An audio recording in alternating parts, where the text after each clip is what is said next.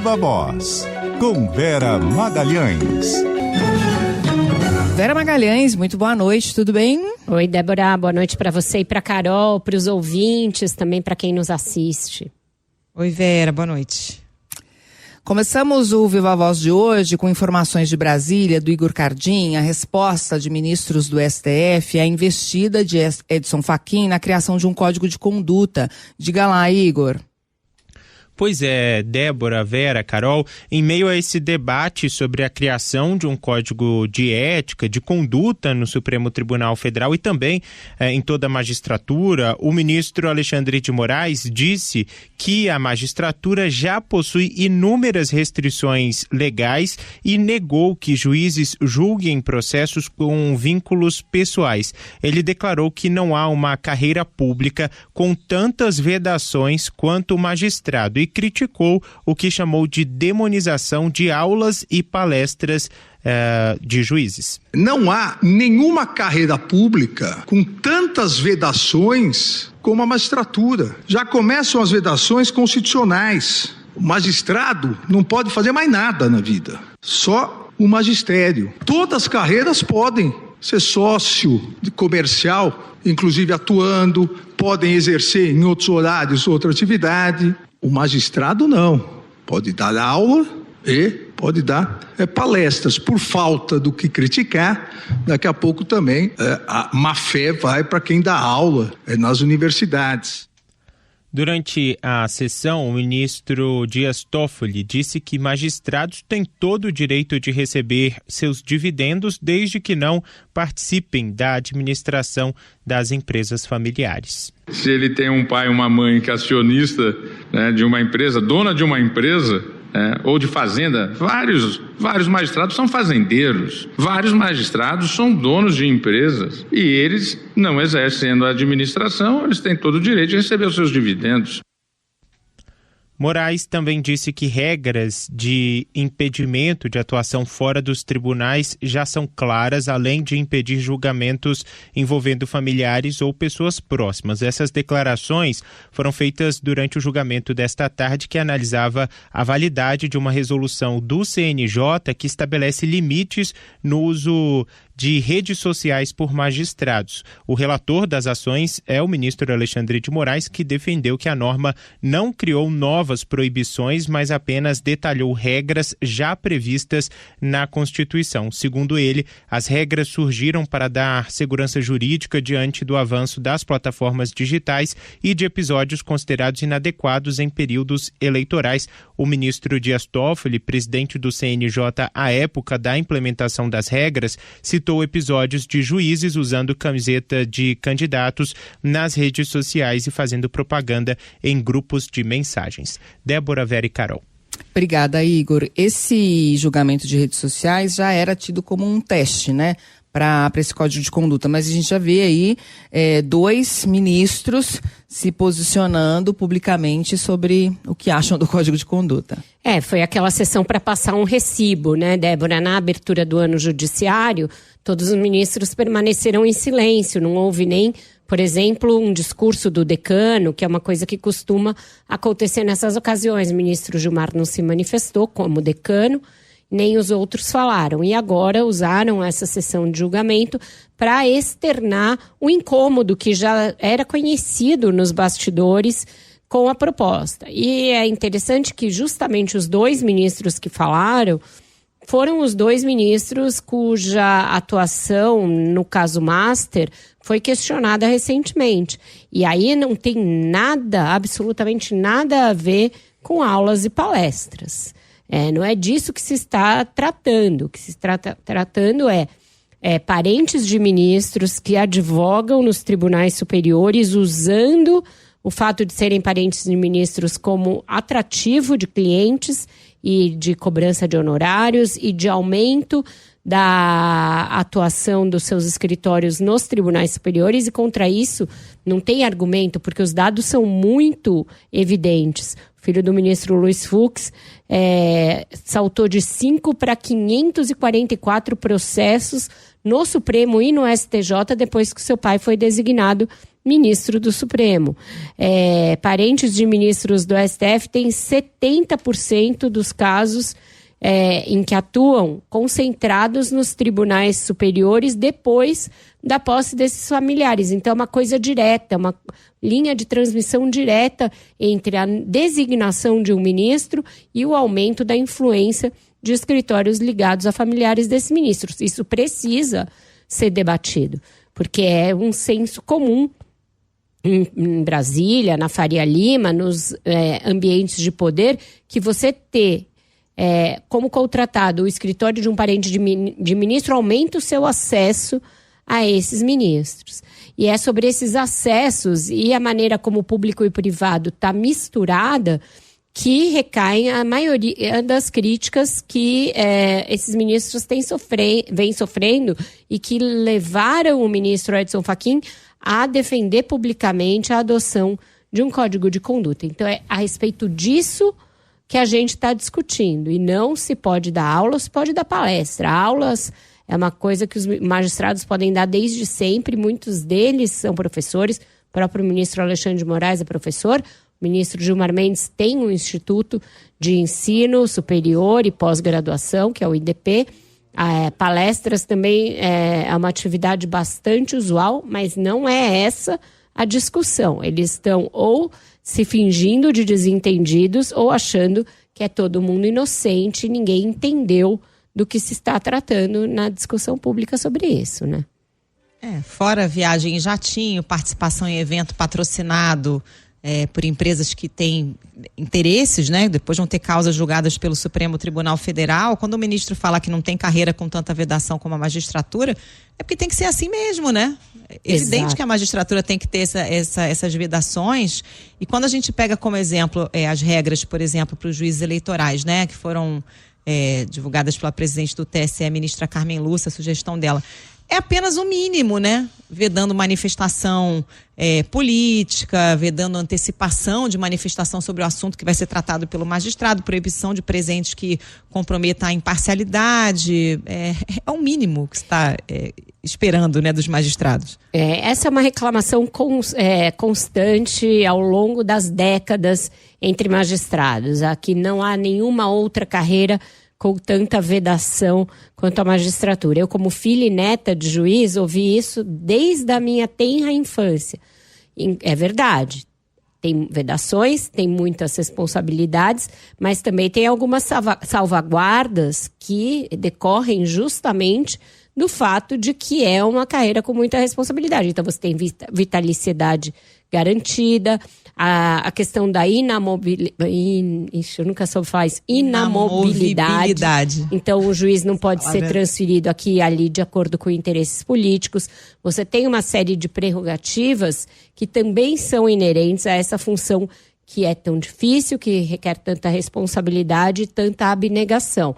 Então, os dois lados são verdadeiros. Outra crítica constante é os vencimentos que o magistrado recebe são muito inferiores ao que se recebe na iniciativa privada diante de tanta responsabilidade. Pode ser verdade também, mas também tem essas outras questões que são só para um juiz, que são a questão de você poder fazer uma carreira, de você ter uma aposentadoria muitas vezes muito próxima daquilo que você ganhou durante o período da atividade. Então, é uma questão de opção. Se você opta pela carreira de magistrado, você já sabe o que está incluído nela. E os ministros do Supremo, a gente sabe, muitos deles não são magistrados de carreira. Eles fizeram toda uma carreira na iniciativa privada, muitos deles como advogados, amealharam um patrimônio, e aí chegam a ministro do Supremo, que é ali o auge da carreira de qualquer um. Então, eu acho que essa vitimização não cabe, não condiz com a singularidade que é você integrar um tribunal superior.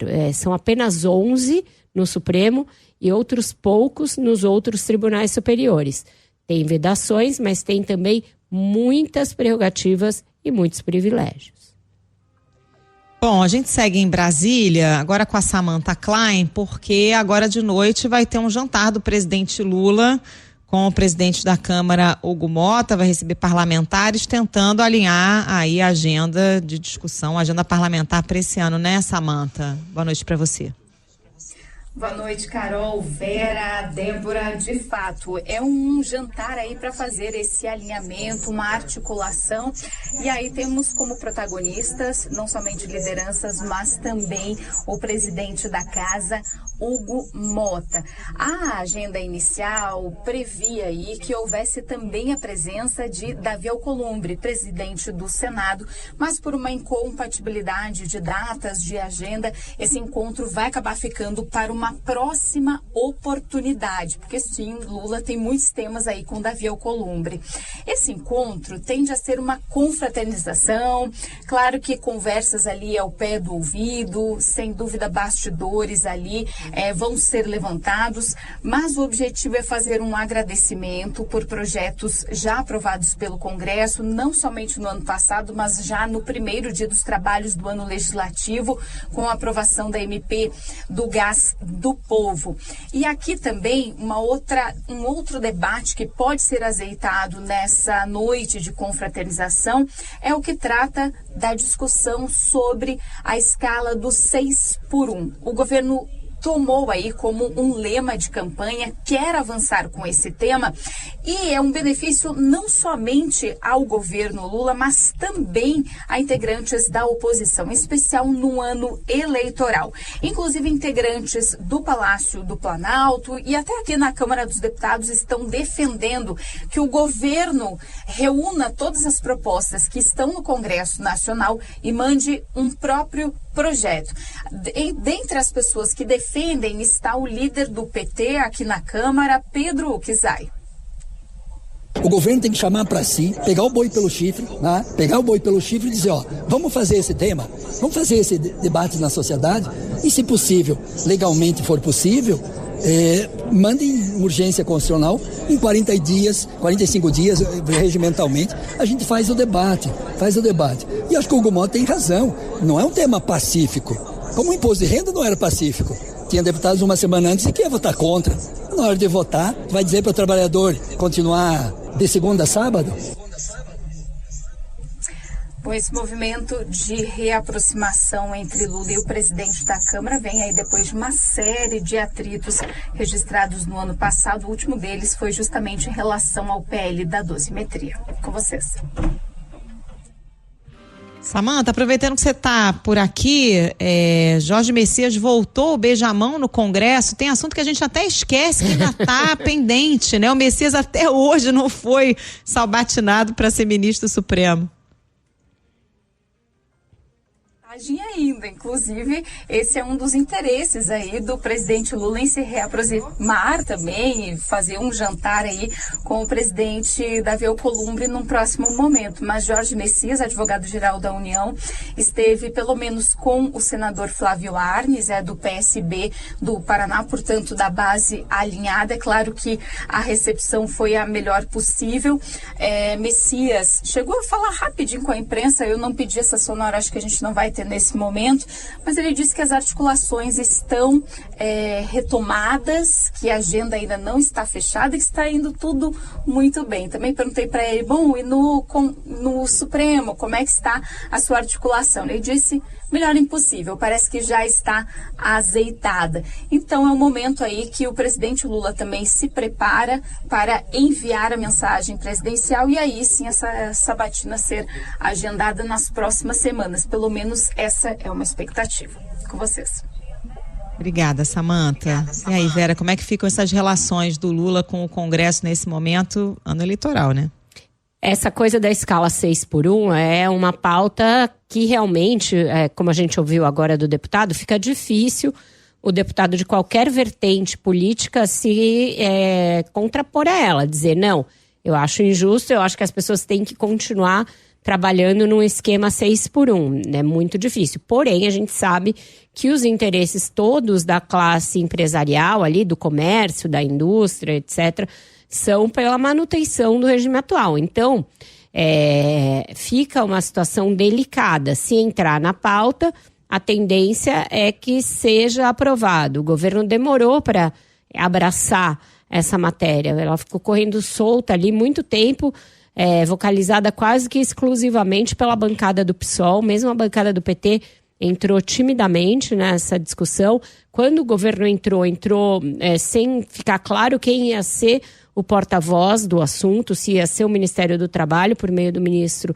Luiz Marinho ou se seria a Secretaria-Geral da Presidência por meio do ministro Guilherme Boulos. Então tem que correr.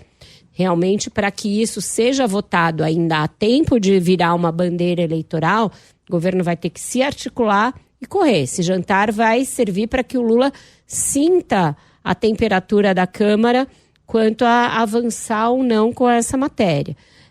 A gente viu ontem, né, que as prioridades da Câmara são outras, né? Por mais que o presidente da Casa faça discursos ali bonitos das prioridades, a primeira coisa que foi votada foi um projeto corporativo de aumento de salário para servidores, sobre o qual a gente ainda vai tratar. Então, azeitar essa coisa da agenda é fundamental, ainda mais no momento em que o governo está prestes a trocar de novo a sua articulação política, porque a ministra Gleisi Hoffmann vai sair. Eu acho que é um projeto muito ambicioso para ser tocado assim no apagar das luzes dessa legislatura, com a eleição batendo aí na porta e com esse tumulto todo que não se sabe, na verdade, quem fala em nome do governo. Talvez por isso o próprio presidente esteja tomando a frente e indo diretamente tratar com o Hugo Mota a respeito disso. Até porque o segundo semestre, o Congresso está esvaziado, porque cada um cuidando do seu, né, por causa da eleição.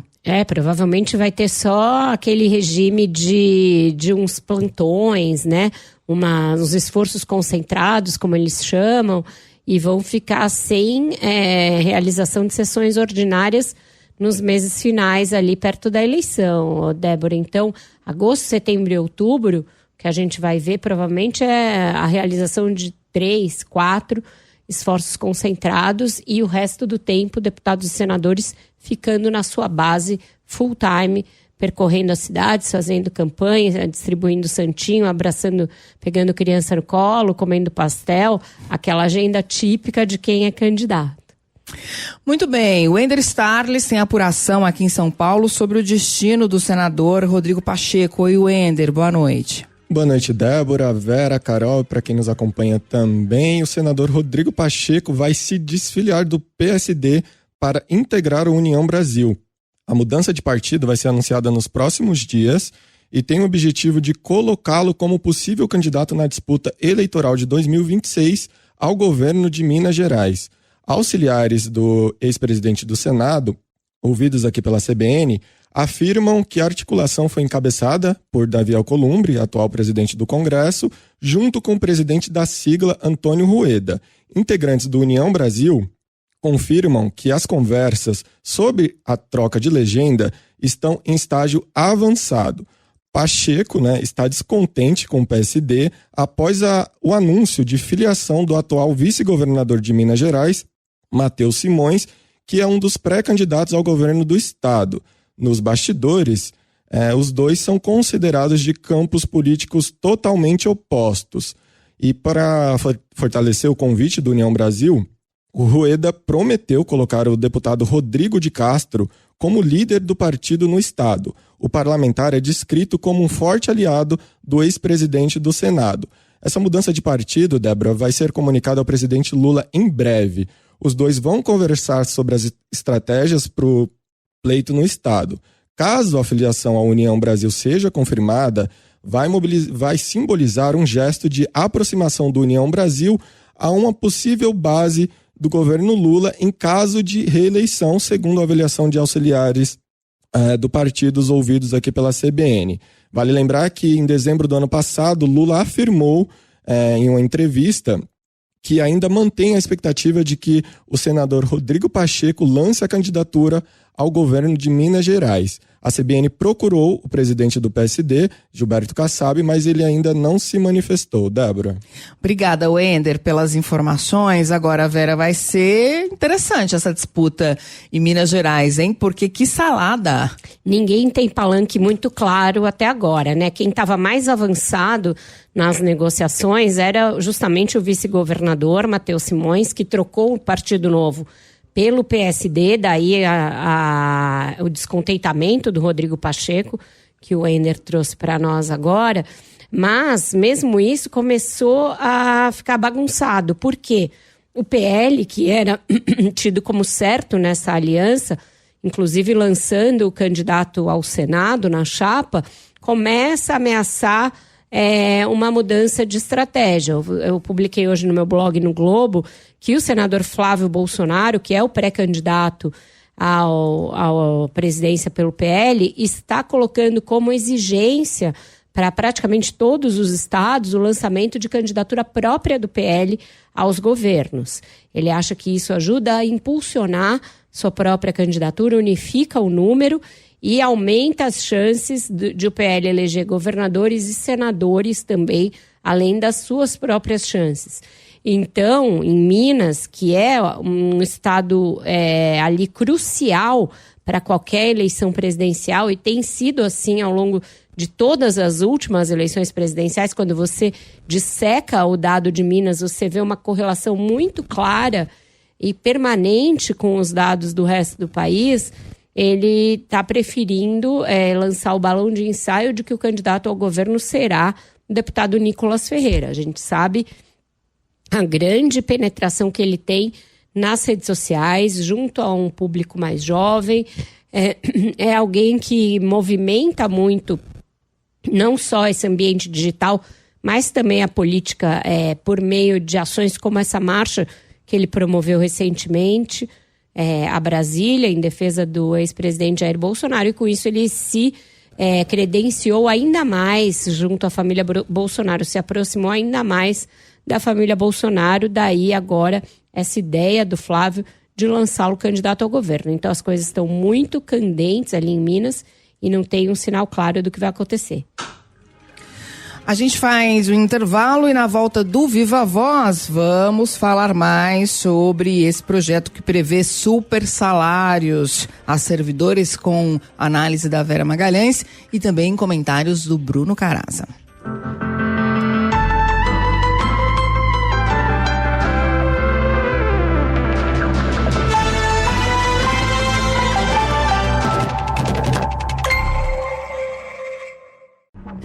Viva a Voz de volta, Igor Cardim também de volta para falar sobre os super salários e a possibilidade de veto do presidente Lula. Oi, Igor. Oi, Débora. Pois é, governistas vão pedir para que o presidente Lula vete parcialmente o projeto que aumentou os salários, além de garantir penduricalhos e novos benefícios aos servidores da Câmara e do Senado. Para evitar esse desgaste com os presidentes das duas casas e também com os servidores neste ano que é eleitoral, a aposta é para que Lula vete apenas um parágrafo que permite o pagamento em dinheiro de folgas não usadas pelos funcionários, o que permite que servidores recebam acima do teto do funcionalismo mais que um deputado ou um ministro do STF, por exemplo.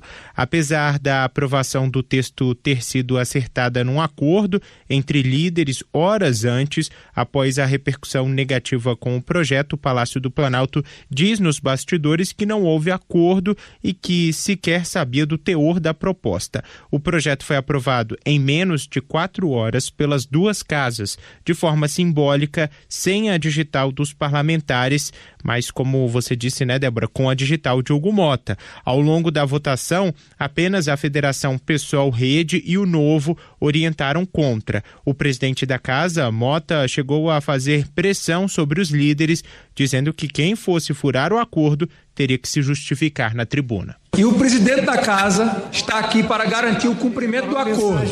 Qualquer mudança no acordo feito terá que ser verbalizada aqui pelos líderes que concordarem em mudar esse acordo. Se não houver esse posicionamento dos líderes, nós não mudaremos o acordo que foi feito pelo colegiado. Foi isso que nós estamos aqui dizendo e foi isso que nós acordamos com todos os líderes da casa. Em entrevista ao jornal da CBN, o presidente do partido, Edinho Silva, chegou a defender o veto, disse que o partido não concorda com o texto. No entanto, a deputada Érica Cocai, do PT aqui do DF, por exemplo, estava entre os parlamentares que cobraram a ampliação do benefício a mais servidores, o que acabou sendo barrado na votação de ontem. Os defensores da proposta dizem que os servidores de outros poderes já receberam aumento e que o valor aprovado já estava previsto no orçamento. Débora e Carol. Obrigada, Igor. Vera, vou jogar para você a partir das mensagens de alguns ouvintes aqui. O Pimentel disse, é bom pensar que se a cada 3 dias o trabalhador faz jus a um dia de folga, a famosa escala 3x1, né? Que tal, então, reduzir em 1/3 o número de funcionários? Ele diz, a necessidade de trabalho parece estar menor que a capacidade dos servidores. E o Zé Eduardo diz, o servidor público é necessário para gerir a administração pública, tem de ser bem remunerado, o que não pode é o servidor se auto-reajustar. Aí ele cita o exemplo do judiciário, verbas indenizatórias que recebem, né? O judiciário recebe verba indenizatória que fura o teto e não paga imposto de renda nem INSS, mas aposentadoria integral. O espanto é generalizado. Eu compartilho dessa indignação e da perplexidade dos ouvintes, porque a gente ficou sabendo da movimentação para essas votações quando elas já estavam acontecendo. Então é isso, a cúpula da Câmara e do Senado, na surdina, no recesso, conseguiu fazer um movimento para votar toque de caixa na volta aos trabalhos dos legislativos, esse aumento que chega aí a inflar os supersalários em muito, e a gente vai tratar disso em detalhes com o Bruno Caraza daqui a pouco. O governo, como sempre, também estava catando cavaco, não fazia ideia de que isso estava rolando, foi pego tão de surpresa quanto a gente e a sociedade. Agora, essa discussão se o Lula veta ou não. Vetar aumento de salário para servidores é uma coisa difícil para o PT fazer. Não vai ter muito apelo junto a esses sindicatos de servidores que são muito fortes em Brasília, que são muito ligados ao PT, à CUT, etc. Então, não é uma decisão simples para o presidente num ano eleitoral. Vamos ver como é que ele vai conduzir essa questão e a gente volta a ela daqui a pouquinho com o Bruno. Então, isso. Eu ia trazer só aqui mais uma informação. A gente vai falar daqui a pouco com o Bruno, mas só para apimentar ainda mais o debate, porque os líderes já acordaram que vão pedir aumento da verba de gabinete, porque eles têm verba para 25 assessores parlamentares. Se o assessor vai ganhar mais, querem reajustar a verba de gabinete dos parlamentares. Exato. Uma coisa não tem absolutamente nada a ver com a outra, né? São gastos de natureza absolutamente diversa. Um é salário, o outro é um benefício que tem lá, mas tudo vale de desculpa para aumentar os próprios privilégios, né? Então a gente vai a um intervalo e na volta tem Bruno Caraza.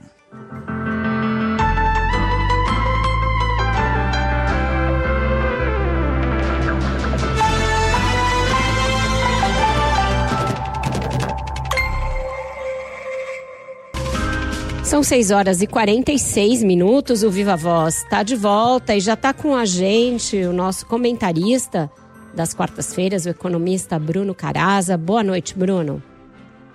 Boa noite, Vera. Boa noite, Débora. Boa noite, Carol. Boa noite para você que está com a gente. Boa noite, Bruno. Bruno, seu assunto de hoje é o mais pop aqui entre os nossos ouvintes, né? E pop no mau sentido. Tem uma indignação muito grande pelo fato de que o ano legislativo já começou com uma pauta bomba, com aumentos aí para o funcionalismo da Câmara e do Senado, estão legalizando o extrateto, e pode vir até mais coisa por aí, porque agora começam a discutir também as verbas indenizatórias dos gabinetes. Explica para a gente a gênese dessa bonança aí logo no começo do ano e que impacto que isso pode ter. Pois é, Vera, vocês acabaram de falar aí do caso, né, dos animais os cachorros bravos soltos aí em São Paulo, né? E a gente está precisando colocar aí uma coleira, um tipo de focinheira para determinadas carreiras do serviço público que aparentemente perderam completamente a noção de realidade do Brasil, né, da desigualdade que a gente tem no Brasil, da grave situação fiscal que a gente vive no Brasil, e vem aprovando aí e implementando aumentos salariais, desrespeitando a Constituição e desrespeitando totalmente o razoável, né, num país como esse que a gente vive, né? Esse episódio foi mais um, né, de uma longa história que ganhou impulso nos últimos anos, de algumas carreiras, né? É bom a gente começar falando isso, né? Nós não estamos falando da totalidade dos servidores públicos, né? Pelo contrário, nós estamos falando de um pequeno grupo de servidores públicos dos 3 poderes, muito poderosos, muito bem articulados, muito bem conectados com a elite política brasileira, que nos últimos tempos, como já não bastassem os seus rendimentos já elevados, né? São carreiras que são remuneradas aí na faixa de R$30 mil por mês. Então, para o padrão médio brasileiro, já coloca esses servidores entre os 5%, 1% mais ricos do Brasil, né? Então, nós estamos falando de uma pequena elite que, como se não bastasse esses rendimentos elevados, né? E certas carreiras precisam ser bem remuneradas, a gente tem que reconhecer isso, mas essas carreiras estão extrapolando, criando uma série de... A gente usa essa expressão como se fosse uma brincadeira, né? Penduricalhos, mas que, na verdade, são verdadeiros absurdos, né? Porque essas carreiras elas estão criando uma série de auxílios, benefícios que, quando somados, eles estão extrapolando muito o teto remuneratório do serviço público, que é quanto ganha um ministro do Supremo Tribunal Federal, que está na casa dos R$46 mil. Então, são vários artifícios de diversas carreiras. Nesse caso específico que a gente teve ontem, né, relacionado às carreiras da Câmara e do Senado, eles estão legalizando algo que já vinha sendo praticado no Judiciário, no Ministério Público, que é a famosa licença compensatória. O que é essa licença, né? O servidor público, às vezes ele tem um cargo em comissão, ele recebe por esse cargo de comissão, é bom falar isso, né? Mas como se não bastasse, o Judiciário e agora o Legislativo estão concedendo, além da remuneração básica, além da gratificação pela comissão, uma licença de 1 dia extra de folga a cada 3 dias trabalhados, né? O trabalhador brasileiro do setor privado está lutando pelo fim da jornada 6x1. Eles criaram a jornada 3x1, né? 3 dias de trabalho, 1 dia de folga. E qual é a pegadinha aí? Esse dia de folga que eles estão se autoconcedendo, eles podem converter esse dia de folga em salário, em benefício, e com isso esse benefício não está sujeito ao teto e, como se não bastasse, ele também não paga imposto de renda. Então, é muito comum que a gente tenha hoje juízes, promotores e agora, né, os servidores do Legislativo no Brasil ganhando na casa de 70 mil, 80 mil, às vezes até mais por mês, o que, além de ser um absurdo, isso ainda desrespeita a Constituição, que estabelece que o teto é R$46 mil. Enquanto isso, o teto de um professor é de 5 mil, um pouco mais de 5 mil reais, o nosso salário mínimo um pouco mais de R$1.600. E essa prática de conceder auxílios acima do teto, ela está se disseminando aí no serviço público, inclusive nos 3 poderes. Por que isso acontece se é inconstitucional, Bruno? Débora, isso que você falou tem toda a razão. Em torno de 70% dos servidores públicos no Brasil ganham menos de R$5.000, né? Então, essa é uma realidade de uma pequena elite. E aí, como eu disse, começou com o Judiciário e o Ministério Público, que se concedem esses benefícios com, muitas vezes, sem previsão legal, por resoluções do Conselho Nacional de Justiça, do Conselho Nacional do Ministério Público, que oficializam esses benefícios que são criados, né, sem amparo legal e sem amparo constitucional. Mas agora, nos últimos tempos, a gente viu o Legislativo colocando isso em lei. Então, quando se coloca isso em lei, fica ainda mais grave essa situação, né? Que é como se você cristalizasse essa situação. Isso aconteceu primeiro com o Tribunal de Contas da União, que era quem deveria dar o exemplo, né? Afinal de contas, é um órgão que fiscaliza as contas públicas. E agora a gente está em vias da aprovação dessa lei, colocando esse benefício em lei para os servidores da Câmara e do Senado. Mas, fora isso, a gente tem outras carreiras igualmente poderosas que criam outros mecanismos. Os advogados públicos da AGU, da Procuradoria-Geral da Fazenda Nacional, do Banco Central, já tem os seus honorários de sucumbência. Polícia Federal está indo atrás de outros benefícios, Receita Federal também. Então, é um efeito dominó que, na verdade, mira o teto, né? E o teto que deveria servir como um limite, na verdade, todas essas carreiras, elas estão usando o teto como uma meta a ser superada numa corrida para se ver quem ganha mais dentro do serviço público brasileiro e criando uma distorção que um servidor público no Brasil hoje está ganhando como um CEO de uma multinacional, o que não tem cabimento pelo grau de responsabilidade, de cobrança, né, da estabilidade que na prática existe para essas carreiras. Então, a gente precisa dar um basta nessa situação, o que por outro lado está se mostrando cada vez menos provável dada a situação política que a gente tem no Brasil. Malu Matias diz aqui: tive R$92 de reajuste na minha aposentadoria, que não chega a 2 salários mínimos. É isso. Agora, Bruno, e a reforma administrativa, hein? Muito se fala, mas até hoje não avançou.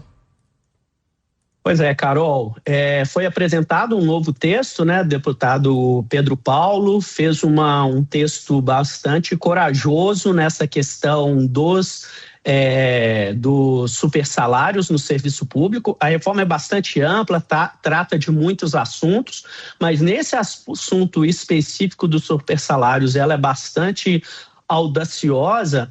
Mas o grande problema é que ninguém quer apoiar uma proposta nesse sentido, né? Primeiro, a gente tem esses servidores dessas carreiras muito poderosas que fazem um lobby muito grande perante os 3 poderes, né?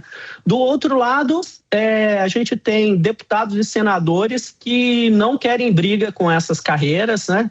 Imagina um deputado, um senador, principalmente ultimamente com o caso aí da fraude do INSS, do Banco Master, imagina se ele vai querer se indispor com um delegado da Polícia Federal, com um promotor do Ministério Público, né? Então os políticos temem essas carreiras e não tem coragem de negar esses pleitos e aprovar uma reforma administrativa.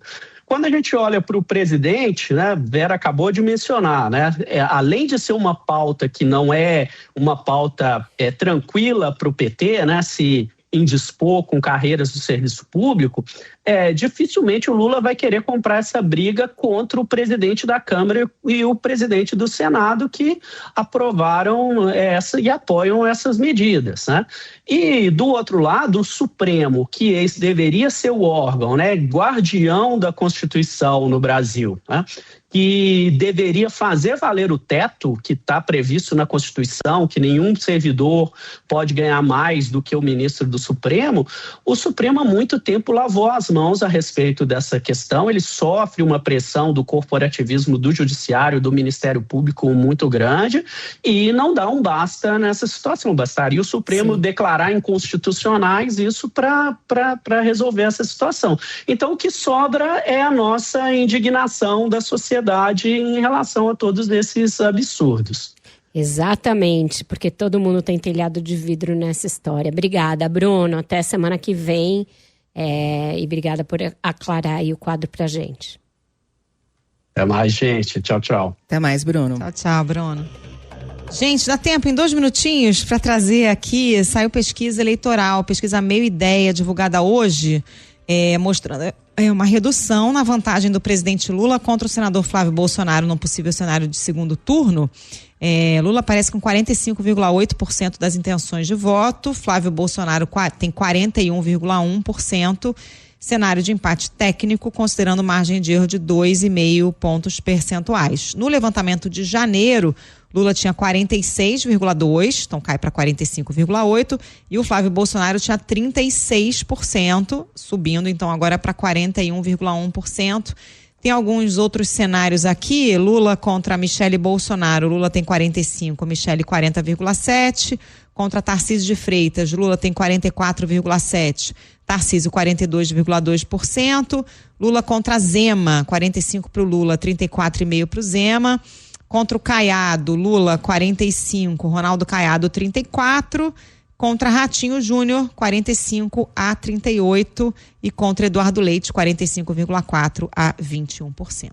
A essa altura, né, Carol, a pesquisa reflete muito um cenário que ainda é de desconhecimento da maioria desses pré-candidatos. Então, nisso, o Flávio Bolsonaro leva uma vantagem justamente pelo fato de ter o sobrenome Bolsonaro. Tanto que quando a gente olha nas simulações de primeiro turno, a Michele Bolsonaro não fica muito longe do Flávio quando colocada ali num dos recortes como pré-candidata do PL. Então a coisa está muito ligada a essa transferência do capital eleitoral do Bolsonaro para o filho. A pesquisa mantém o nome do Tarcísio no jogo e ele aparece bem. Nessas simulações de segundo turno, ele é o candidato bolsonarista que mais chega perto do Lula.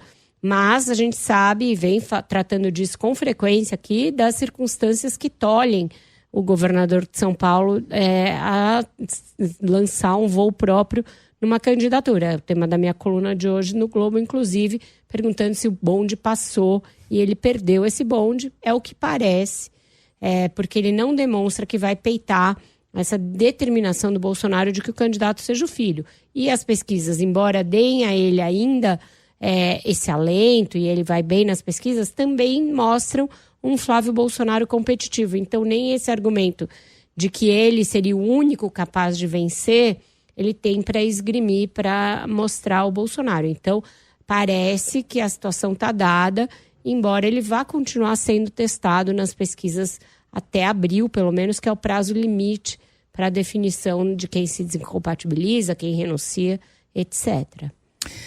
Vera Magalhães, amanhã tem mais Viva Voz. Beijo, obrigada por hoje. Um beijo, obrigada para vocês e um ótimo jornal nessa terceira hora.